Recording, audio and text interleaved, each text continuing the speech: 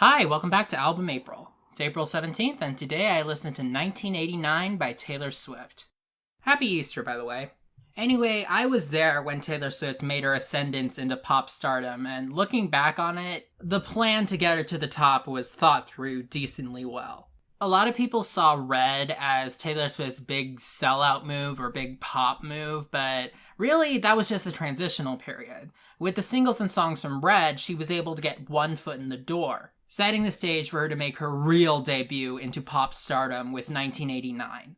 She wasn't just a sort of niche country pop crossover act anymore. She made music for the masses and was one of the biggest pop stars in the business, as well as an insightful, mature songwriter that deserved to be taken seriously. It was the perfect plan, and it worked perfectly. This album sold amazingly. It had a bunch of hit singles. It won Album of the Year at the Grammys. I'm sure by the end of it, she felt invincible. I mean, she wasn't, and she found that out not long after, but at that time, she had it all. I had heard plenty of singles from 1989, but I hadn't listened to the whole thing until today.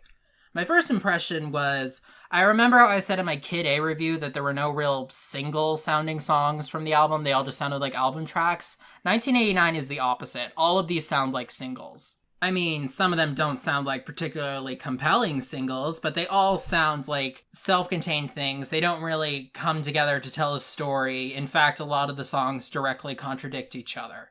It kind of has the vibe of like a greatest hits compilation. Besides Taylor Swift, there are some big names attached to this album, some of the most prolific hit makers in the industry. Max Martin, Shellback, Jack Antonoff, Ryan Tedder, these are all pretty big songwriters. I can hear some 80s influence here and there, but for the most part, this seems pretty of its time. This sounds like an album that would be released and get huge in 2014, 2015. And overall, I liked it a lot. Most of these songs were great. They're well-made, catchy, and have some of that signature Taylor Swift songwriting. I knew going into this that my favorite song from 1989 was going to be Out of the Woods, and it still was. It's not only the best song from 1989, it's the best song I've ever heard from Taylor Swift. Taylor Swift just always seems to be getting in her own way, but Out of the Woods is the one song where everything comes together. It's distinctive, it sounds great, it tells a compelling story, it's the whole package. Other high points include Shake It Off, which I still think is a lot of fun, and Blank Space, though I might not like Blank Space for the reason that Taylor Swift wants me to. Some of the album cuts are a little samey sounding. All You Had to Do Was Stay, Wish You Would, and Get the Girl. They all kind of sound like different rough drafts of Style. But they still sound good. And the last three songs on the album, although they're not spectacular, they're certainly interesting. There was music on 1989 that I didn't like, though. Bad Blood is one big flaming disaster from start to finish.